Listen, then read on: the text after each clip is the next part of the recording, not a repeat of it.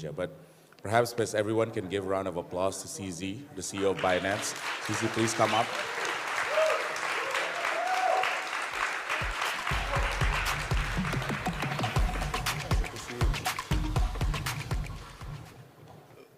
So, I think this is the first time CZ is in an audience speaking live to everyone. And thank you for doing this in Bali. You just arrived this morning. And how was your first impression of Bali? Oh, I've been to Bali many times, so. But what did you think so far today, especially given the G20 and the activities? Was it harder to get in? It was a bit harder to get in, but yeah, I think I've been to the same hotel before when I was on vacation. So yeah, it's a nice place to be. Thank you. So there were a lot of prepared questions that I cannot ask, but now I can ask, right, to you, many of these questions. Sure. Because I know it's top of mind for everyone, and the way I do this, the best way is just ask direct. Is that okay? Sure, anything goes, yeah. I can imagine which questions will come up. Yeah. So maybe I'll ask first, just crypto overall. What's going on in the industry today? Because in my mind, it feels like the 2008 great financial crisis. I think that's probably an accurate analogy. I think we just seen another very big player going down. A few months ago, there was Luna, 3 Arrows. Luna was big, 3 Arrows was smaller, and then with Celsius, Voyager, they're even smaller. But then FTX is big. So with such a big player going down, I think we're seeing $30–40 billion of value that's the FTX valuation that was before that they raised that.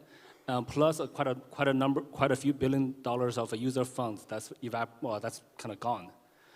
So with this type of events happening, it's devastating for the industry. So a lot of consumer confidence is shaken, and I think basically we've been set back a few years. Now regulators rightfully will scrutinize this industry much harder, which is probably a good thing, to be honest. I think now, before the regulations are much more focused on KYC and AML, I've always been saying, look, you got to focus on the exchange operations. So business models, proof of reserves, where the user funds. So I think we'll come into a lot more scrutiny on those fronts. But actually, that's good for the industry.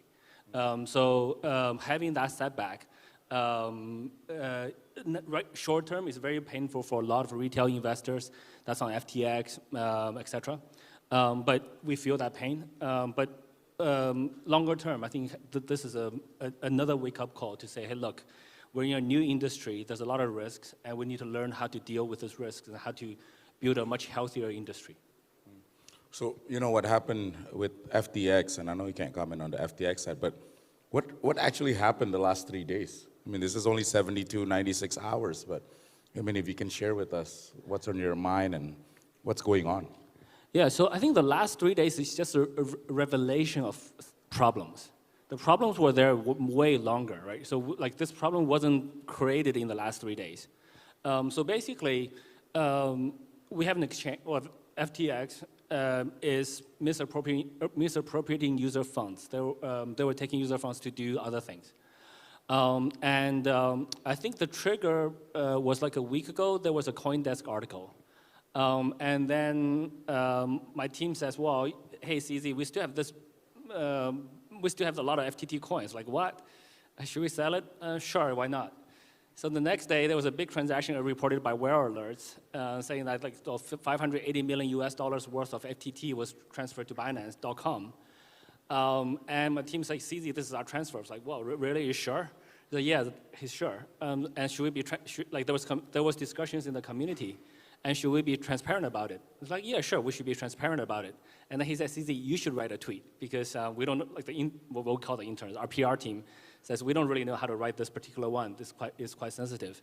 So I was actually just going out to meet 2 of my friends who actually also came to Indonesia now.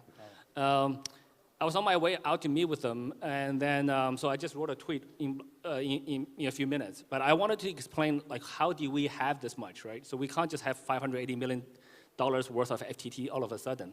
We got it. We didn't buy it from secondary markets. We got it as a transaction of our exit, equity exit out of FTX a year and a half ago, which was publicly reported. So I said that, and then I didn't know my phone will blow up like over the rest of the evening. So, and I also didn't know, like, no, the second day I said, look, I didn't know this is the, I think the word we used was the straw that broke the camel's back. And that's before Sam, SBF called me 24 hours later. I thought it was just causing a lot of waves in the Twitter, in the community. 24 hours later, Sam calls me and says, hey, CZ, can we talk? Okay. And then he says, well, I thought he was going to do an OTC deal, right? I thought he was going to ask, hey, CZ, why don't we do an OTC deal? Then we can put all the negative comments out, then confidence is restored. I thought he wanted to do that. But instead, he just said, look, we have much bigger troubles. I said, look, we don't want users to be hurt, and we want to protect the users. So the deal, to be honest, I can't comment on any specifics on the deals, but from our perspective, the deal did not make sense from a number of fronts. From a financial perspective, is a big hole. From new users, FTX, we have very high overlap. We cover all the regions they cover, and they have much less users than us. From a technology or product perspective, I think we have a superior product. They don't have anything that we don't have. So our original intention was let's save the users. But then the news of misappropriating user funds, and especially US regulatory agencies' investigations, we're like, okay, we can't touch that anymore. So, and then we said, look, and then as soon as I understood we couldn't touch it anymore, I said, let's make that announcement as quickly as possible, because we don't want to do a slow no. If we're going to do a no, we do a quick no. That's one of my principles in business. So then this way we don't drag on for a long time, and then we also remove any uncertainty or doubt in the community, because as you can see, when the deal was going on, the deal was happening, crypto was dropping. Uncertainty is actually worse than negative news. So when the news is out, everybody knew, okay, this is where we are. So we said, look, let's announce it as quickly as possible. So we announced it. And then after we announced it, I've been trying to keep quiet to the extent possible. So I didn't appear on any TV interviews, et cetera. But this was arranged weeks ago. Yes. So I still want to honor that commitment. So I flew here. Now here we are. No, but thank you for being so open, given this